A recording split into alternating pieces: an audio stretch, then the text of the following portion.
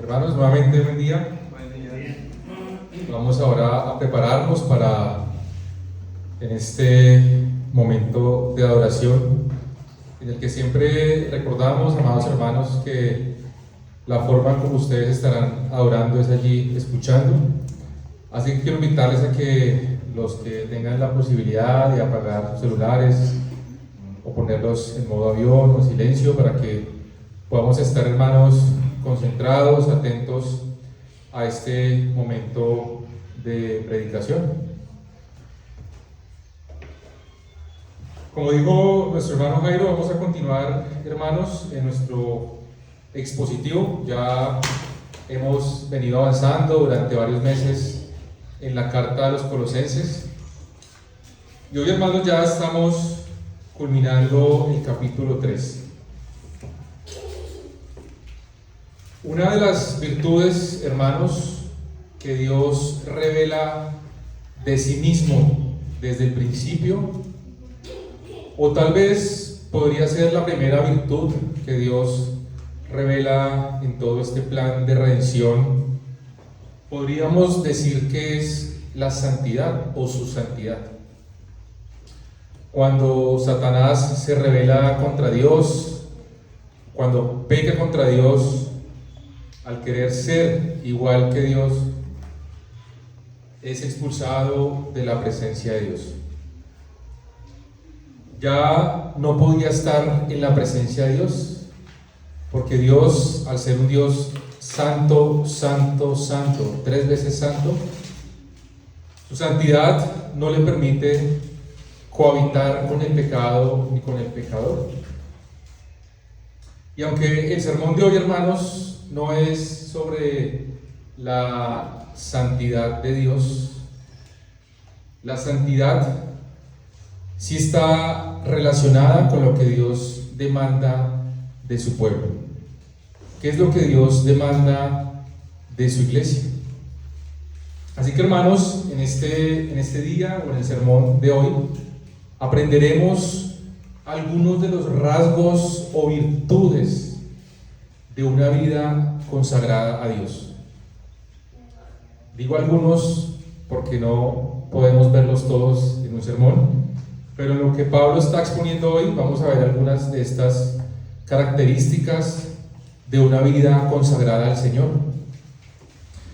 Así que, hermanos, que cuando en la Escritura hemos estudiado y hemos visto que desde la eternidad pasada Dios ha elegido a algunos para salvación, esta elección que Dios ha hecho, hermanos, desde la eternidad para salvar a pecadores como nosotros, tiene que evidenciarse en una vida renovada y transformada. No podemos decir, hermanos, que hemos sido salvados, elegidos, si no se refleja en nuestra vida, hermanos. Debe haber una coherencia en lo que creemos de la elección, pero también debe haber una coherencia en lo que refleja nuestra vida al ser elegidos. Así que, hermanos, por eso he titulado el sermón en esta mañana: escogidos para vestirse de santidad. Escogidos para vestirse de santidad. Recordemos, hermanos, que Pablo ha venido exhortando a los colosenses en los versículos anteriores. Recordamos el sermón de hace 8 días y también en los que hemos dado el expositivo de Colosenses. Hemos visto que Pablo ha dicho que Cristo es suficiente, que Cristo es preeminente sobre la redención, que Cristo es preeminente sobre la creación. Y Pablo ahora viene diciéndoles, recordemos allí en el versículo 5 que fue expuesto hace 8 días: haced morir pues lo terrenal. Recuerdan que eso fue lo que vimos hace 8 días. Fornicación, impureza, pasiones desordenadas, malos deseos y avaricia, que es idolatría. Y también Pablo les exhorta diciendo que dejen todas estas cosas, que son las que aparecen allí después en el versículo 8, hermanos. Pero ahora dejad también vosotros todas estas cosas: ira, enojo, malicia, blasfemia, palabras deshonestas de vuestra boca. Todas las cosas, hermanos, que los colosenses y cada persona antes de Cristo, en su condición fuera de Cristo, practicaba. Y que usted y yo, antes de Cristo, practicábamos. Dice Pablo, hagan morir todas estas pasiones desordenadas, todas estas palabras deshonestas, hagan morir, dejen estas cosas de su vida pasada, de su antigua o vieja naturaleza, del viejo hombre. Dice Pablo allí en el versículo 9, habiendo despojado del viejo hombre con sus hechos. Así que, hermanos, Pablo ahora va a empezar desde el versículo 12 a decir alguna de estos rasgos, de estas características, de estas virtudes de aquellos que han sido renovados, de aquellos que han sido vestidos con estas nuevas vestiduras. Dice Pablo allí, vestidos pues como escogidos de Dios, santos y amados. Escogidos, santos y amados. En el versículo 10, hermanos, ya Pablo había usado el mismo verbo, revestido del nuevo y revestido del nuevo. Allí en el 12 dice, vestidos pues como escogidos. La misma palabra que había usado en el 10 vuelve y la repite Pablo en el versículo 12. Revestidos, hermanos, del nuevo hombre. Ahora somos nuevas criaturas.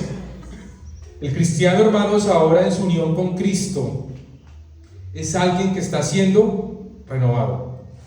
Es alguien que está siendo transformado para ser hecho conforme a la imagen de Cristo. Para ser hecho conforme a la imagen de Cristo. Y Pablo también ya ha venido diciendo, pero esto se logra, hermanos, no por los rudimentos del mundo, no por las tradiciones de los hombres, como ya ha venido Pablo allí en los capítulos anteriores diciendo, no se logra de esa manera, hermanos, que no por medio de las prácticas judaizantes, no por medio de las tradiciones paganas, no por medio de las prácticas de los gnósticos, por el cual podemos alcanzar la salvación, sino que únicamente por los méritos de Cristo. Cristo es suficiente. Y de igual manera, hermanos, cuando hablamos de la santidad, ¿cuántas cosas nos han dicho que debemos practicar o que debemos adherirnos para demostrar que somos santos o que llevamos una vida de santidad? Al igual que tantas cosas han dicho que hay que adicionar o completar para alcanzar la salvación. ¿Cuántas cosas, hermanos, han dicho o nos han dicho que hay que hacer o que hay que mostrar para revelar o para reflejar una vida de santidad? Así que, hermanos, la santidad no es adherirse o fijarse a reglas hechas por hombres, sino siendo renovados y transformados a la imagen de Cristo por la obra del Espíritu Santo. Por ejemplo, hermanos, ¿cuántas veces nos han dicho que la santidad, en especial a las mujeres, es vestir con una falda? Que aquellas que visten pantalón no son santas o no son salvas. ¿Cuántas veces hemos escuchado eso? Muchas veces. ¿O cuántas veces las mujeres se les ha dicho que si se maquillan o usan aretes, eso no es un reflejo de la santidad? Lo que la palabra de Dios exhorta es que la mujer debe vestir con decoro, con pudor y modestia. Pero todas estas cosas que quieren añadir para tal vez decir que una mujer puede alcanzar santidad a través de esta forma de vestir. O por ejemplo a los hombres cuando dicen que aquellos que usan corbata son más santos que aquellos que no la usan o que usan otra vestimenta. Lo que la Biblia demanda es que a los hombres portaos varonilmente, pórtense como hombres. O tal vez, hermanos, ¿cuántas veces hemos escuchado que para realmente reflejar una vida de santidad hay que asistir a la iglesia de domingo a domingo. El lunes, reunión de líderes, martes escuela, miércoles culto, jueves mujeres, viernes milagros, sábado jóvenes, domingo culto. Y todos aquellos que están de lunes a lunes, de domingo a domingo en el culto, pues somos hermanos más santos. Y este activismo, hermanos, es lo que tanto daño le ha hecho a los hogares, a los cristianos. ¿Cuántas esposas han descuidado a sus esposos por estar de domingo a domingo en las iglesias? ¿Cuántos esposos han descuidado su hogar por estar de domingo a domingo en la iglesia? ¿Cuántos padres han dejado la educación de sus hijos a la mano del Estado, del gobierno, de profesores ateos, de profesores anticristianos por estar de domingo a domingo en la iglesia? ¿Qué tanto daño, hermanos, nos han hecho creer que porque estamos de domingo a domingo en la iglesia somos más santos? Lo que la palabra de Dios sí demanda es que debemos guardar un día, y es el día del Señor, para congregarnos. Y exhorta el autor de Hebreos a no dejar de congregarnos como algunos tienen por costumbre. También la palabra de Dios enseña la importancia, hermanos, de la comunión de los santos, es decir, de la unión que hay entre los creyentes, expresada aquí, hermanos, en iglesias locales. Cada vez que nos reunimos, hermanos, estamos en comunión unos con otros. Por eso oramos juntos los miércoles, por eso nos reunimos hoy domingo, día del Señor. Así que, hermanos, adherirse a reglas de hombre no es santidad. Si tal vez usted está pensando en alguna otra regla en este momento, si no es algo que Dios no ha demandado, pues no hay que adherirse a aquello para que nosotros podamos reflejar la santidad o alcanzar la salvación. Así que Pablo dice, hermanos, escogidos, santos y amados. Aquellos hermanos que son escogidos, son santos y son amados. ¿Son todas las personas escogidas? No. ¿Son todas las personas santas? ¿Son todas las personas amadas? Ya hemos dicho, hermanos, Dios no ama a todo el mundo. Dios ama a aquellos a quien Él eligió desde antes de la fundación del mundo. Únicamente a los que Dios eligió en amor, por medio de Cristo Jesús. ¿Para qué? Para apartarnos para Él y para su obra. Y esto es lo que significa la palabra santo, hermanos: apartados, separados, consagrados. Y la palabra en hebreo, hermanos, en el Antiguo Testamento para santo es la palabra kadosh, que es apartado. ¿Qué significa, hermanos? Que hemos sido apartados desde antes de la fundación del mundo para Cristo y para su obra, separados, hermanos, consagrados. Y la palabra que usa allí Pablo en el griego es la palabra hagios, que es apartado también, que es consagrado, que es algo sagrado, algo santísimo. Así que, hermanos, Dios es un Dios santo. ¿Qué significa? Que Él es apartado de toda maldad, de toda inmundicia, de todo pecado. Y todos los que hemos sido elegidos en amor, hemos sido llamados santos. Pero ¿quiere decir esto, hermanos, que entonces no pecamos? ¿Quiere decir eso que somos impecables? No, sino que hemos sido revestidos del nuevo hombre, como dice Pablo allí en el versículo 10, renovados, hermanos. Hemos sido librados del poder del pecado. Ya no somos cautivos del pecado. Aún hay un pecado remanente en nosotros y seguimos pecando y seguiremos pecando. ¿Cuándo? ¿Hasta cuándo? Hasta cuando Cristo nos llame a su presencia, hasta cuando Él venga por segunda vez.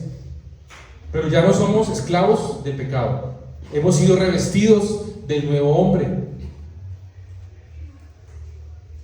Por eso Pablo dice allí en Efesios 1, 4 a 5. Dice, según nos escogió en Él antes de la fundación del mundo, para que fuésemos santos y sin mancha delante de Él, en amor, habiéndonos predestinado para ser adoptados hijos suyos por medio de Jesucristo, según el puro afecto de su voluntad. Entonces Pablo está ahí diciendo lo que somos, según nos escogió, escogidos, para que fuésemos santos en amor, escogidos, santos y amados. Hemos sido escogidos, hermanos, para vestirnos de santidad, para ser santos y sin mancha. Quiero invitarles a que vayamos juntos a la primera carta del apóstol Pedro. Esta está allí, hermanos, un poquito antes del Apocalipsis.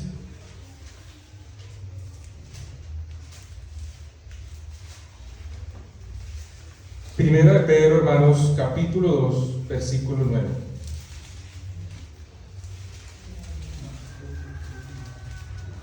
Ahí van a encontrar Apocalipsis, antes Judas, primera, segunda y tercera de Juan, y ahí van a encontrar primera y segunda de Pedro, hermanos.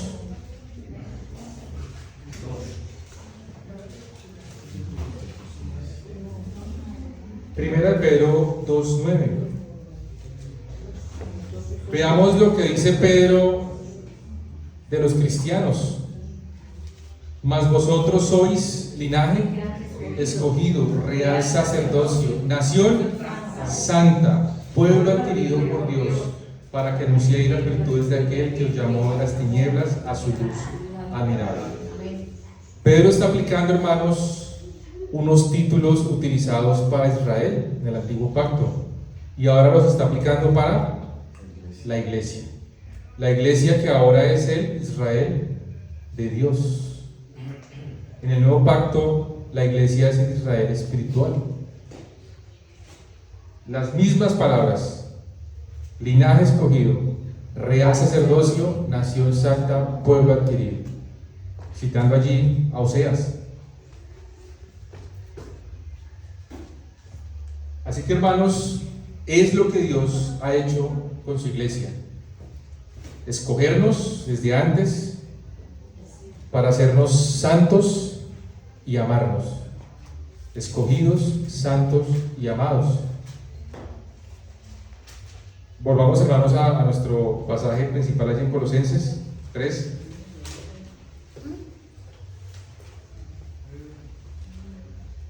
Dice nuevamente el versículo 12, Colosenses 3:12, allí el texto del sermón, hermanos: vestidos pues como escogidos de Dios, santos y amados, de entrañable misericordia, de benignidad, de humildad, de mansedumbre, de paciencia.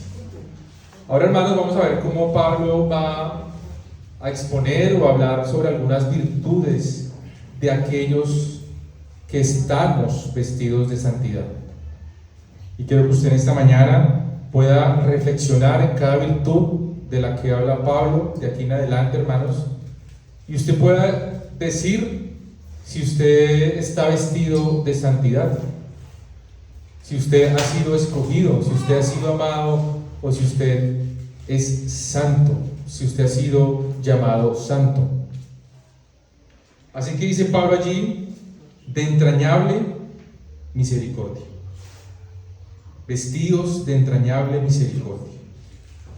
Y la expresión entrañable misericordia, hermanos, también podría ser traducida como un corazón de compasión, o una misericordia que sale desde las entrañas. Apunta a un sentimiento muy profundo, hermanos, porque esa palabra ahí es desde las entrañas, una compasión que sale desde lo más profundo de nosotros, un anhelar con el profundo afecto de Cristo Jesús. Para entender un poco la profundidad de este sentimiento o de esta entrañable misericordia, recordemos una escena, amados hermanos. ¿Recuerdan allí cuando José se reúne nuevamente con sus hermanos? y alzando sus ojos vio a su hermano Benjamín. ¿Sí recuerdan? Sí. Y les dijo: ¿este es vuestro hermano de quien me hablasteis? Y le dice José a su hermano Benjamín: Dios tenga misericordia de ti, hijo mío. Y dice la palabra de Dios allí en Génesis que entonces José se apresuró porque se conmovieron sus entrañas a causa de su hermano. Y buscó dónde llorar y entró en su cámara y lloró allí. ¿Cuándo fue la última vez, hermanos, que usted fue conmovido de esta manera? ¿Cuándo fue la última vez que sus entrañas se conmovieron por alguien, por un perdido, por aquellas almas que van camino hacia el infierno? Y esta expresión que aparece allí en Génesis de que se conmovieron las entrañas de José es cuando también se refiere a la compasión de Dios, esa compasión que Dios ha tenido de usted y de mí, hermanos, para acercarnos a la imagen de Cristo. Así que, hermanos, ¿cuándo fue esa última vez? ¿La recordamos? ¿Que lloramos por la salvación de un perdido? ¿O tal vez nunca lo hemos hecho? ¿Cuándo fue la última vez que pensamos en nuestros hijos, en nuestros padres, hermanos de sangre, que no son creyentes, y fuimos movidos en compasión desde nuestras entrañas? ¿Cuándo fue la última vez? ¿La podemos recordar, hermanos? Tal vez fue hace mucho o tal vez nunca. Nos hemos vuelto, hermanos, implacables. Decimos: tenemos la verdad absoluta, tenemos más luz, tenemos la sana doctrina, y nos jactamos de eso, hermanos. Estamos en una iglesia bíblica, pero somos implacables. Allí va el adúltero, allí va el fornicario, allí va el homosexual, como si nosotros estuviéramos exentos de caer en un pecado así, hermanos.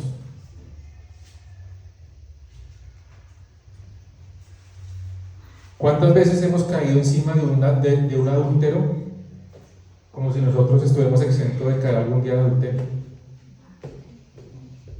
Implacables, porque tenemos la sana doctrina, nos creemos implacables. Pero ¿cuándo fue, hermanos, la última vez que, así como José al ver a su hermano Benjamín,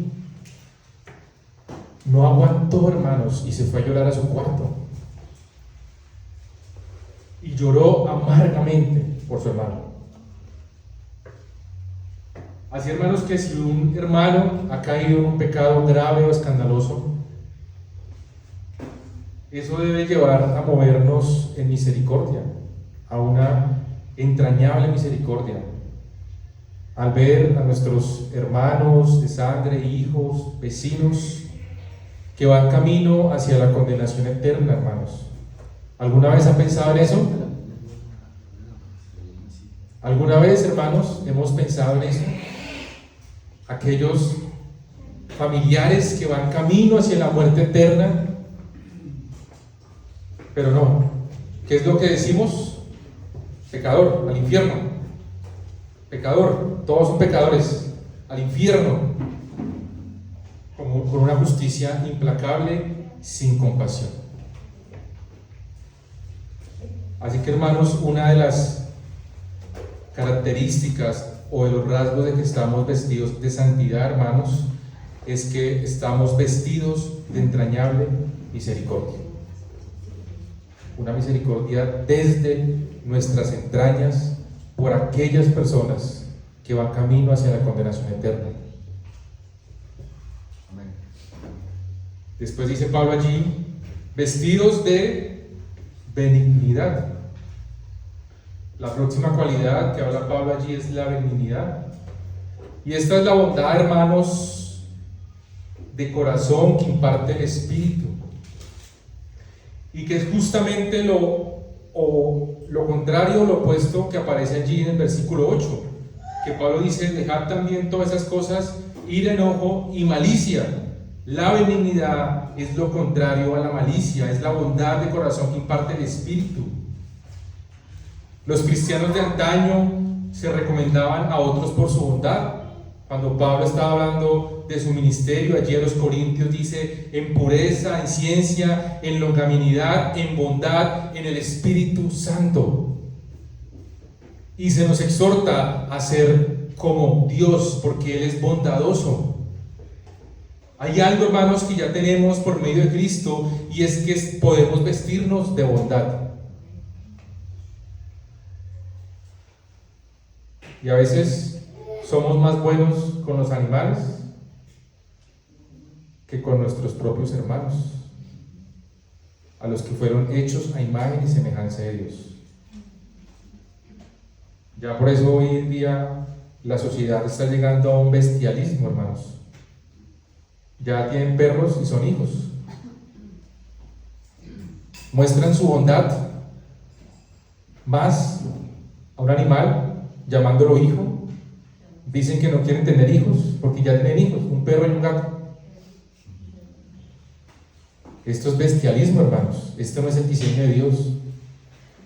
Dios dice: multiplicaos. Hay que tener hijos. Es lo que Dios ha demandado a las familias.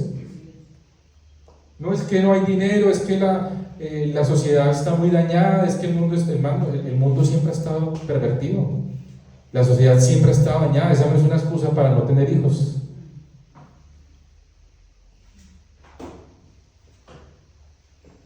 La bondad, hermanos.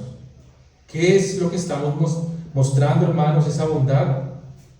Lo bueno que Dios ha obrado en nosotros, queridos hermanos. Esa malicia que Él ha demandado en su palabra que dejemos, y ahora Él nos ha revestido de su bondad. A ser hechos conforme a la imagen de Cristo, bondadosos como Cristo, amados hermanos. Después dice Pablo allí: de humildad, una virtud, hermanos, despreciada por los paganos, como ya hemos visto. Es también, hermanos, una cualidad que nosotros como creyentes debemos tratar y luchar de adquirir. La persona que es bondadosa para con los demás generalmente no tiene una opinión demasiado alta de sí misma.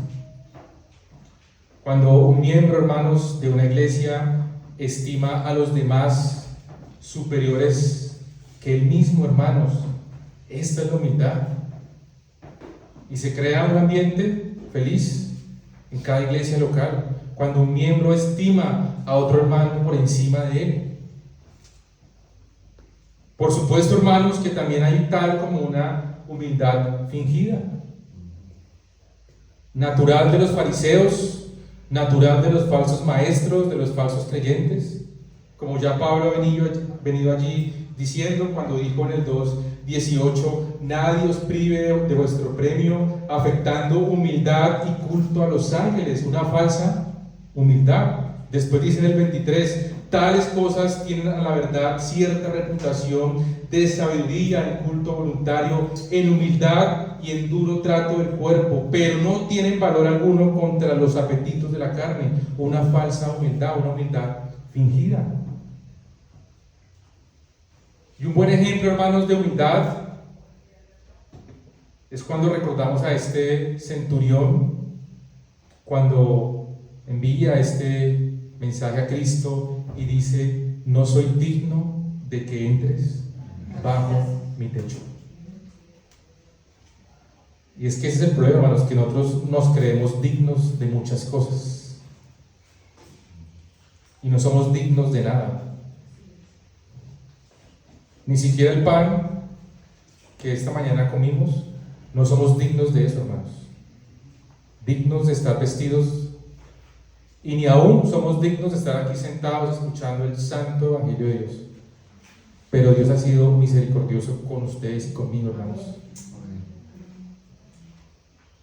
¿Cuántas personas hoy están allá en piscina, jugando fútbol, haciendo deporte, Tantas cosas que hoy una persona puede estar haciendo. Pero hoy, hermanos, nosotros tenemos el privilegio de estar reunidos escuchando el Evangelio. Algún día estas personas llorarán anhelando haber estado aquí un segundo, un minuto, haber estado en comunión con los santos, haber sido expuesto al Evangelio. Recordemos también, hermanos, aquel publicano en aquella penetrante parábola que derramó su corazón diciendo: Dios, sé propicio de mí, pecador. ¿Y qué era lo que estaba diciendo el fariseo? ¿Cómo era que oraba el fariseo? Gracias, Dios, por no hacerme como estos ladrones, como estos injustos, estos adúlteros. Gracias por no hacerme como este publicano, porque yo ayuno 2 veces por semana, porque yo doy el diezmo de todo. ¿Usted recuerda haber orado así? Muchas veces, tal vez. Gracias, Dios, por no hacerme como aquel izquierdoso. Gracias porque yo no soy como aquel que es de izquierda. Gracias porque yo no soy corrupto como aquel. Gracias porque yo no soy adúltero por aquel. ¿Cómo debe orar un creyente, hermanos? ¿Y cómo puede demostrar una humildad verdadera? Dios, sé propicio a mí, pecador. Una vez dijo el autor C.S. Lewis, el autor de las Crónicas de Narnia: si el mayor pecador que conoce no es usted, usted necesita conocerse más. ¿Cuál es el mayor pecador que usted conoce? Y si no es, usted necesita conocerse más. Después dice Pablo allí: vestidos de mansedumbre, que es la que él menciona ahora a continuación. Y cuando hablamos, hermanos, de mansedumbre, definitivamente no es esa idea equivocada de debilidad o cobardía. Es la característica de la persona que está lista a ceder ante cualquier situación difícil, hermanos, ante cualquier problema. Es más, el bien, el ser sumiso al ser provocado, hermanos, la determinación de sufrir daño antes de infringirla. ¿Hemos pensado en eso, queridos hermanos? Pasar por alto una ofensa. Pero no, ¿qué es lo que hay en nuestro corazón? Tengo que vengarme. Tengo que sacarme esta espinita. En algún momento que me dé el chance, tengo que sacarme esta espinita. La determinación, hermanos, de sufrir daño antes de infringirla. Y termina Pablo esta lista allí: vestidos de paciencia, que es la gracia, hermanos, de poder permanecer firmes. Es la valentía de perseverar en la ejecución de la tarea que uno ha recibido de Dios a pesar de todas las dificultades y aflicciones. Es el rehusarse a sucumbir en la desesperación, hermanos, o la cobardía.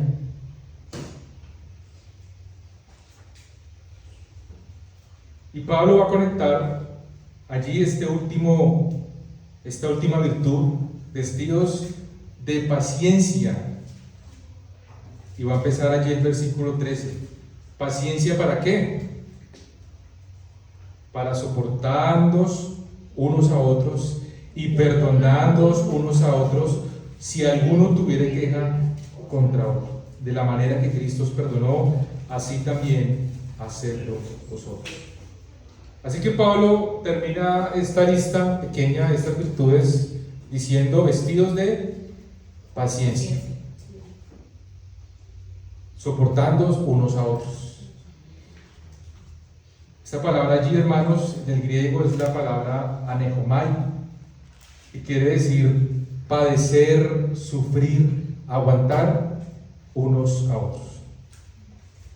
¿Habrá algo, hermanos, algún hermano que haya pecado contra nosotros, que haya dicho algo en contra de nosotros, que haya hecho algo en contra de nosotros, que me haya ofendido, lastimado y lo hayamos soportado?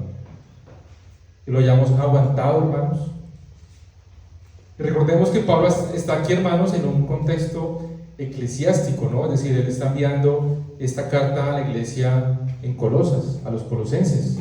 Está hablando entre hermanos, está hablando en un contexto de la iglesia. ¿Habrá algo, hermanos, que no hayamos soportado?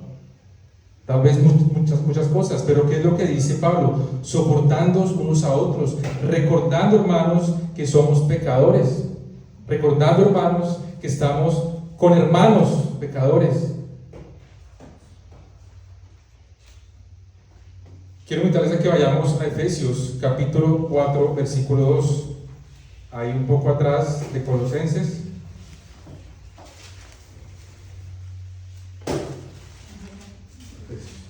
Efesios capítulo 4,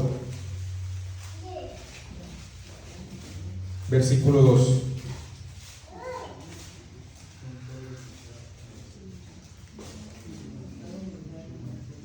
Con toda humildad y mansedumbre, vean las mismas características que Pablo viene allí exponiendo en Colosenses. Soportándoos con paciencia los unos a los otros en amor. Nunca debemos olvidar, hermanos, que somos pecadores, santos, elegidos, amados, pero seguimos siendo pecadores y estamos conviviendo con pecadores. Hermanos, pecadores. ¿Y qué es lo que Pablo dice? Soportándoos unos a otros, con paciencia, en amor.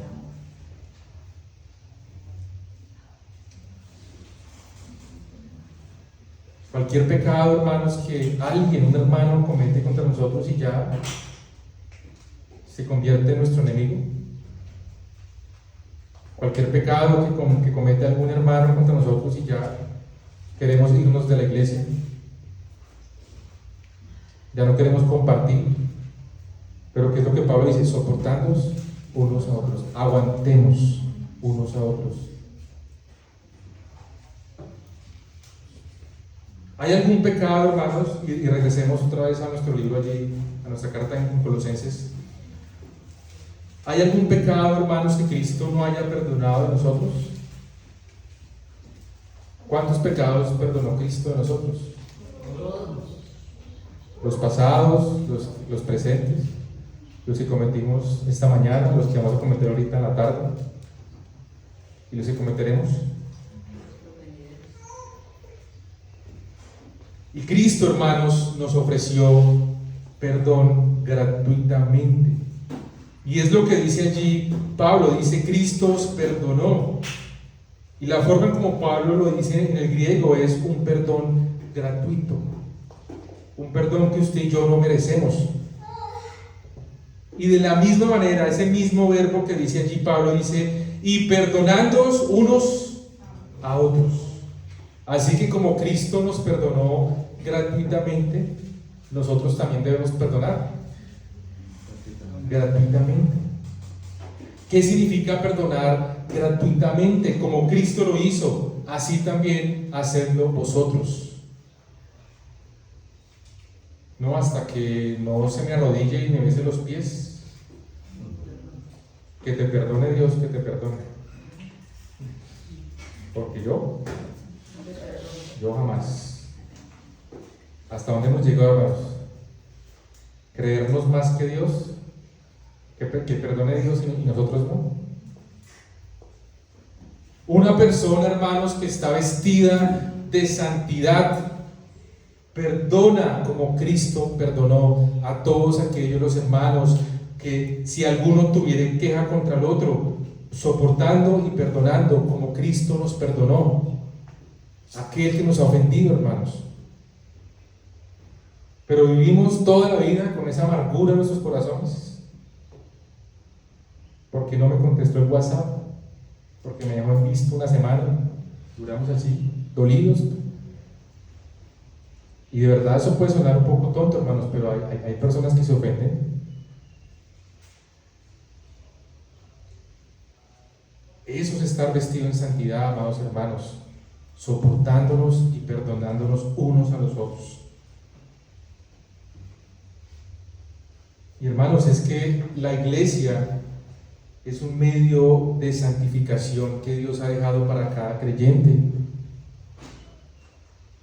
Es un medio de santificación impresionante, hermanos, que a nosotros tener que compartir, hablar, luchar, trabajar con todos los hermanos de diferentes caracteres, diferentes temperamentos, diferentes vidas, diferentes culturas y tantas cosas, hermanos, que debemos convivir con nuestros hermanos en la iglesia, es porque es un medio de santificación impresionante, hermanos.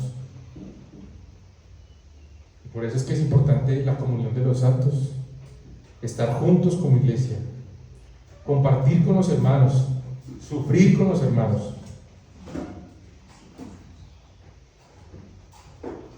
Y al igual, hermanos, que en cada una de las iglesias locales, por eso Pablo viene enfocándose en el entorno de la iglesia de Colosas, una iglesia local. Y es un llamado, hermanos, a cada creyente de cada iglesia local, en Colosas, en Éfeso, en Ocaña, en cada ciudad, hermanos, en cada lugar donde hay una iglesia bíblica de sana doctrina. Es un deber de cada creyente a soportarse, a perdonarse como Cristo lo hizo.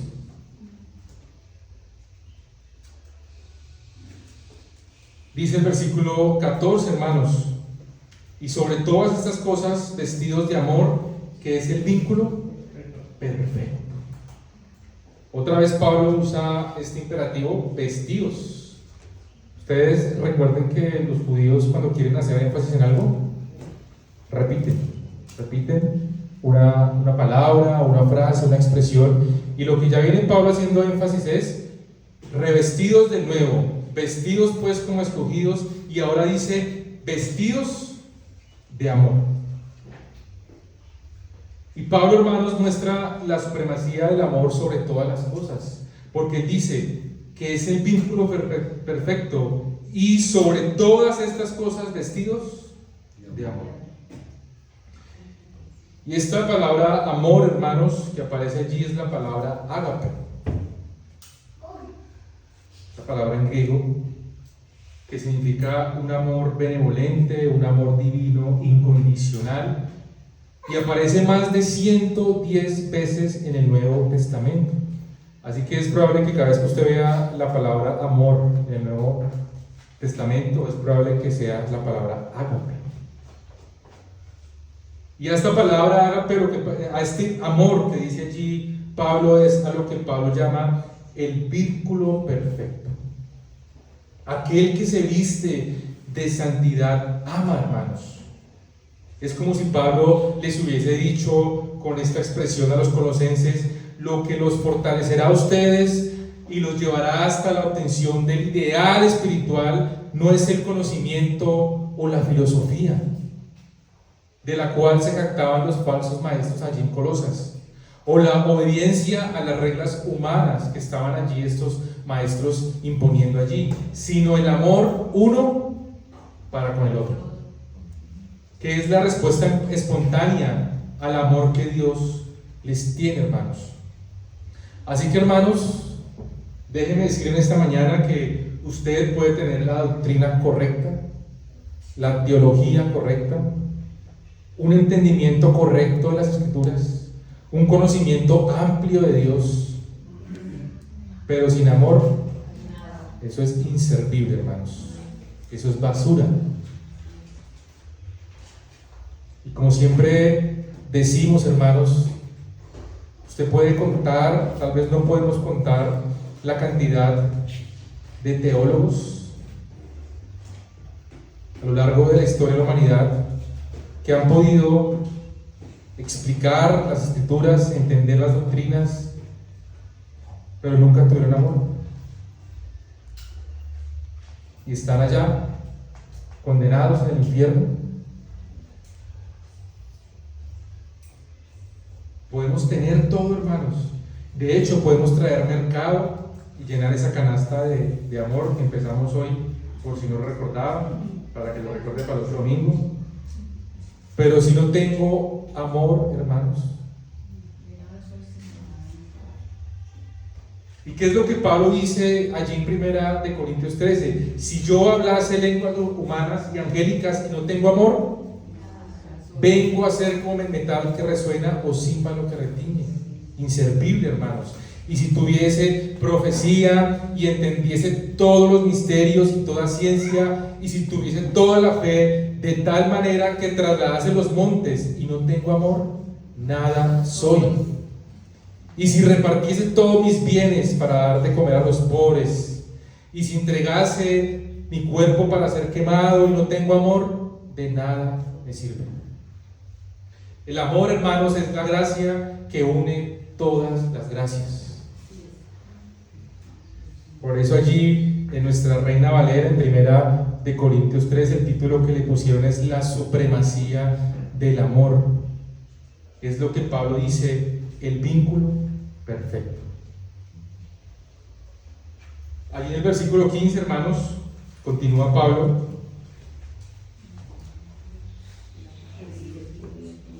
Y la paz de Dios gobierne en vuestros corazones, a la que asimismo fuisteis llamados en un solo cuerpo, y sed agradecidos. Esta paz, hermanos, es la condición de descanso y contentamiento del corazón, de aquellos que saben que su Redentor vive. Es la convicción, hermanos, de que todos nuestros pecados pasados han sido perdonados, que el presente está siendo dirigido bien y que el futuro jamás podrá lograr la separación de Cristo y los suyos. Acerca de esta paz, dice Pablo allí en Filipenses, y la paz de Dios, que sobrepasa todo entendimiento, guardará vuestros corazones y vuestros pensamientos en Cristo Jesús. Es la paz, hermanos, que Cristo ganó para los creyentes y es derramada por su Espíritu en ellos y es nutrida por el mismo Cristo el Señor. Quiero invitarles a que vayamos al libro de Gálatas, amados hermanos. Ahí también atrás, otra carta del apóstol Pablo a la iglesia en Galacia, después de Corintios. Gálatas capítulo 5, versículo 22.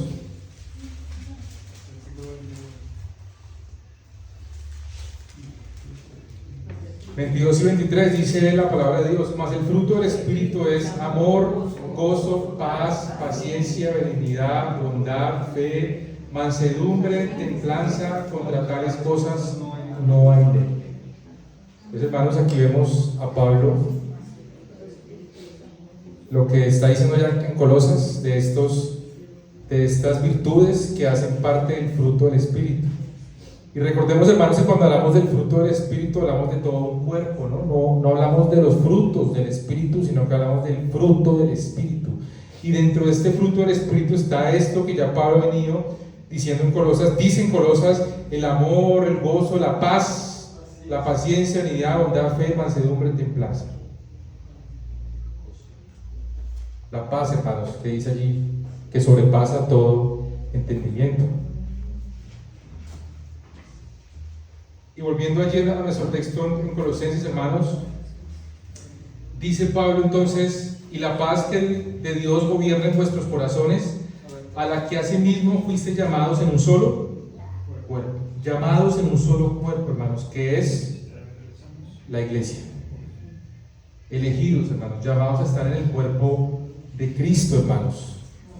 Las manos necesitan de los pies necesitan de la cadera. Hermanos, aquel que ha sido llamado, aquel que ha sido vestido de santidad, debe estar en un solo cuerpo.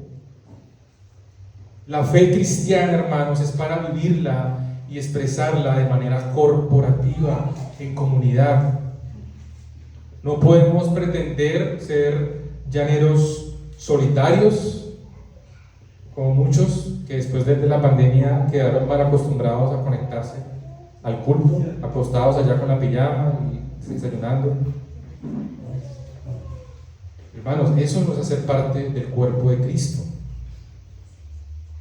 Eso no es ser parte del cuerpo de Cristo. Si hemos sido llamados, hermanos, hacemos parte del cuerpo de Cristo, en la iglesia, unidos a la iglesia, hermanos, al cuerpo de Cristo.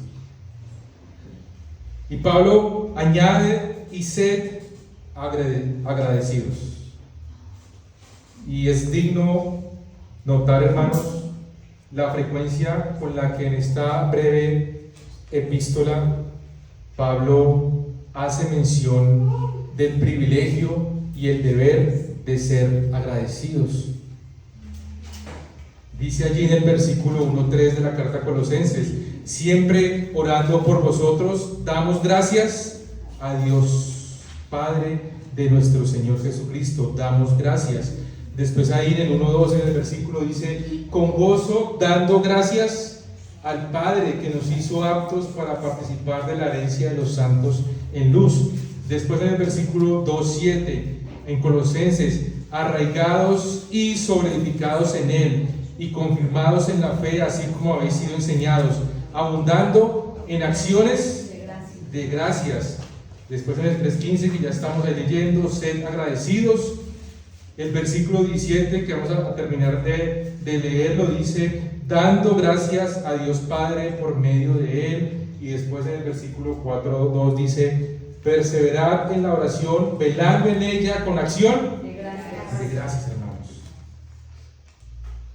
Hermanos, esto es una virtud de aquellos que han sido vestidos de santidad: sed agradecidos.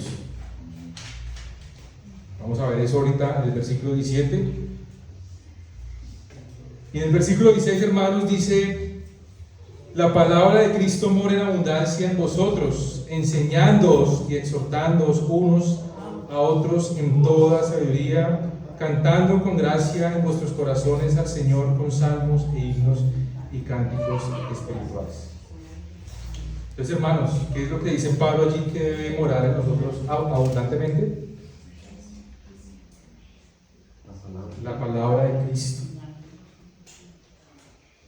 La pregunta sería: ¿abunda en nosotros abundantemente la palabra de Cristo? ¿Qué debemos hacer para que algo abunde en nosotros ricamente o abundantemente? ¿Qué hacemos con nuestros cuerpos cuando comemos tanta azúcar? ¿Está lleno qué? ¿De abundante azúcar? ¿Qué es lo que llenamos de nuestra vida, hermanos? ¿Qué hay que hacer para que algo se llene abundantemente? Consumirlo, verlo, comerlo, estudiarlo, meditarlo, leerlo, orarlo. Pero ¿qué es lo que mora en nosotros abundantemente, hermanos? Los cristianos en general tienen algo que decir de fútbol, de política, pero tienen muy poco que decir de Cristo. Hablamos tanto, hermanos, de películas, tecnología, sabemos más de todo, estamos llenos abundantemente de todo, pero poco de la palabra de Cristo. Y es por eso, hermanos, que debemos esforzarnos, hermanos, luchar para que more en abundancia o more ricamente en vosotros las palabras de Cristo, la palabra de Dios, hermanos. Porque de esa manera podemos ser edificados unos a otros, podemos enseñarnos unos a otros, podemos edificarnos unos a otros, amados hermanos. La palabra de Cristo, dice allí en el versículo 16, more en abundancia en vosotros, en abundancia, hermanos. ¿Para qué? Para que podamos enseñarnos, exhortarnos unos a otros en toda sabiduría. Esta sabiduría, hermanos, que es Cristo Jesús. Entre más sabemos de Cristo, entre más conocemos de Cristo, entre más estudiamos de Cristo, de esa manera podremos exhortarnos y ayudarnos y enseñarnos, amados hermanos. Para eso está la iglesia, amados hermanos. Cuando tenemos necesidad de una enseñanza, de una exhortación, acudimos a todo lado, menos a nuestros hermanos, aquellos que donde mora abundantemente la palabra. Acudimos al vecino, acudimos al tío, a la señora de la tienda. Tenemos cualquier situación y acudimos a personas impías, en quienes no abunda la palabra de Cristo, donde no tienen a Cristo, para pedir un consejo, para pedir una enseñanza, para pedir una exhortación. Tenemos una crisis en el matrimonio, tenemos una crisis económica, tenemos cualquier situación y acudimos a cualquier persona, menos a Cristo y menos a los hermanos en Cristo, en quienes debe abundar la palabra para que nos puedan enseñar y nos puedan exhortar. Porque cuando acudimos a ese tipo de personas donde no mora la palabra de Cristo, acudimos normalmente, hermanos, porque allí escucharemos lo que queremos escuchar. Porque ahí nos van a encubrir nuestro pecado. O que nos digan para probar aquello que está mal, para no sentirnos mal. Porque sabemos que el pastor, el hermano, el líder nos va a exponer el pecado, nos va a decir: eso que usted hizo es pecado, arrepiéntase. Y no queremos ser expuestos al pecado, por eso acudimos a otras personas que no tienen la palabra de Cristo y que no abunda abundantemente la palabra del Señor.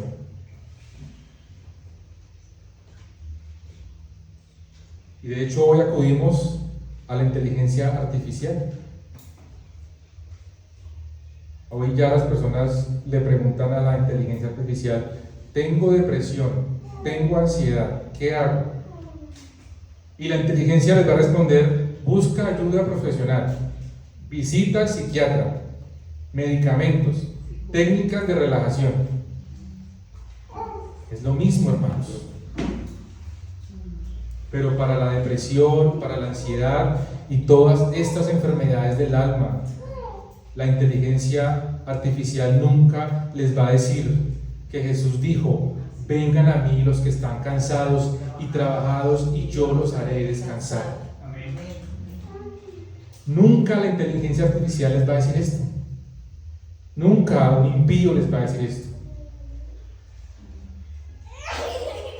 Pero ¿quién puede enseñarnos, exhortarnos y quién puede decirnos aquellos hermanos en quien mora abundantemente la palabra de Dios? Así que, amados hermanos, por favor, escriban, llamen, pregunten, para que podamos orar juntos, para que podamos llorar juntos, para que podamos estudiar juntos. Por favor, no se queden callados, hermanos.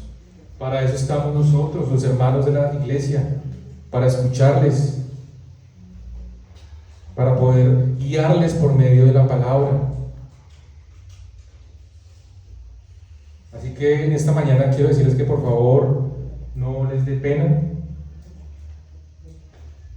Hoy le digo, querido hermano, no le dé pena. Llámenos cuando necesiten que podamos estudiar juntos la palabra de Dios. Cada vez que esté pasando por algo difícil, por favor escríbanos, llámenos, para que podamos enseñar y exhortar. Pero por favor no acuda a lugares o personas en donde no abunda la palabra de Cristo.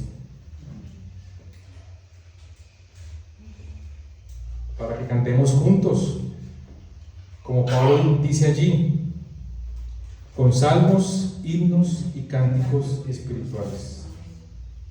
Y eso es lo mismo, hermanos, que Pablo dice a la iglesia en Efesios. Dice: cuando se reúnan, canten salmos, himnos y cánticos espirituales.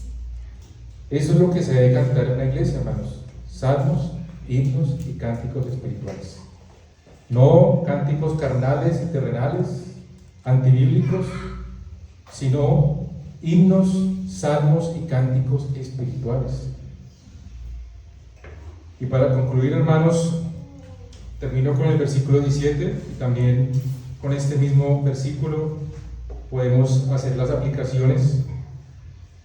Dice Pablo: y todo lo que hacéis, sea de palabra o de hecho, hacedlo todo en el nombre del Señor Jesús, dando gracias a Dios Padre por medio de Él. Amados hermanos, este es el fin de la vida cristiana. Este es el fin del hombre.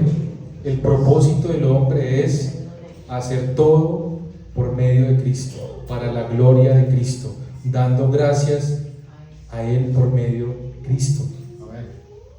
Esta, hermanos, es una evidencia de una vida que está vestida en santidad, de un creyente que está vestido en santidad. La adoración, la exaltación, la gloria, hacer todo en el nombre de Jesús, sea de palabra o de hecho, para la gloria de Dios. Con un corazón agradecido a nuestro Dios Padre por todo. Y es por eso, hermanos, que ustedes siempre nos van a escuchar recordándoles que una de las evidencias o el propósito, hermanos, de nuestra vida como creyentes es que todo debe hacerse para la gloria de Dios. Es para que Él sea exaltado, para que su palabra sea glorificada, hermanos. No se trata de usted ni de mí. A veces pensamos más en nuestro testimonio que en el testimonio de Cristo y de la iglesia. Pensamos en el qué dirán de mí, pero no pensamos qué dirán de Cristo.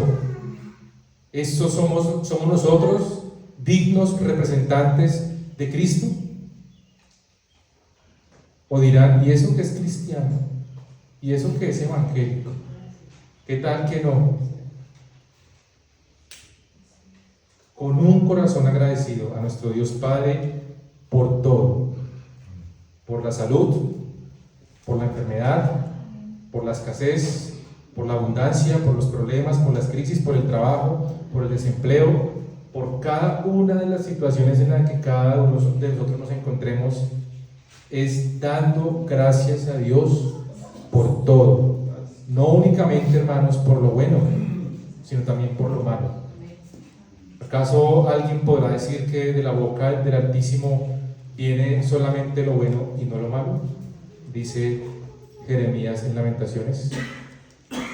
Dando gracias a Dios por todo. Eso es una evidencia, hermanos, de que estamos vestidos de santidad, agradecidos, dando gloria a Dios por todo. Oremos, hermanos. Amado Padre, te damos gracias, Dios, por tu palabra que ha sido expuesta en este momento, Dios. Gracias, Dios, porque eres tú el que hablas a través de las Escrituras, el que nos edificas, el que nos exhortas a cada día acercarnos a la imagen de Cristo, Padre.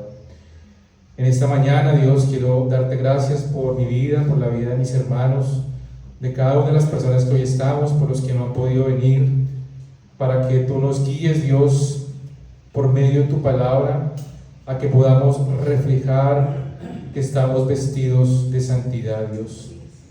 Que añoremos vivir en santidad, que añoremos acercarnos a la imagen perfecta de Cristo, que nos acerquemos en humildad, en mansedumbre, y que entendamos, Dios, que la forma en que tú has predeterminado en cómo podemos también ser edificados es a través de la iglesia, Dios, con nuestros hermanos, sufriendo con ellos, luchando, soportándonos unos a otros, amándonos, perdonándonos, siendo enseñados, instruidos.